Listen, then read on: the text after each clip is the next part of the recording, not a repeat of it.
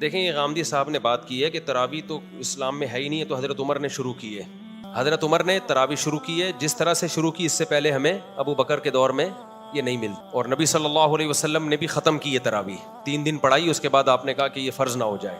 حضرت عمر نے شروع کی. یہیں سے ہمارا بھی اہل حدیث سے اختلاف بھی اسی بیس پہ شروع ہوتا ہے. ہم یہ کہتے ہیں کہ اگر آپ نے تراویح کو ماننا ہے حدیث کی روشنی میں، تو حدیث میں تراویح کا ثبوت نہیں ہے بلکہ تراویح کی نفی ہے.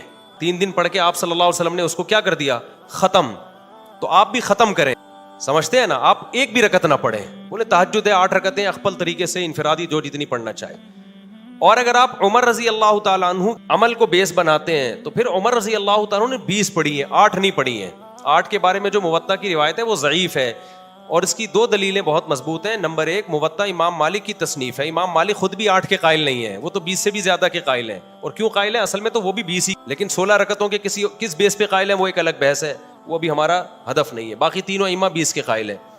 تو حضرت عمر کی یہ جو 8 رکعتوں والی روایت ہے، پہلی بات تو یہ کہ امام مالک نے، مالکی مذہب میں بھی فتویٰ 8 پر نہیں ہے، تو وہ کیوں اپنی کتاب کو چھوڑیں گے؟ اور سند کے لحاظ سے وہ مضطرب ہے.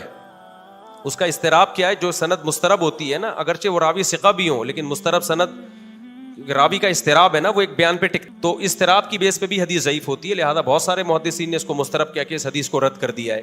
اور تیسری زبردست دلیل یہ ہے کہ اگر حضرت عمر نے 8 شروع کی ہوتی، صحابہ تابعین میں ہمیں کسی رمضان میں 8 رکعت کوئی پڑھتا ہوا تو نظر آتا ہے نا. کوئی ایک ضعیف روایت بھی نہیں ہے. بصرہ میں، کوفہ میں، دمشق میں، شام میں، ملیشیا میں، کہیں بھی اس دور میں کسی صحابی یا تابعین نے 8 رکعتیں پڑھی ہوں. 16، 20، 24 اتنی ملتی ہیں ہمیں.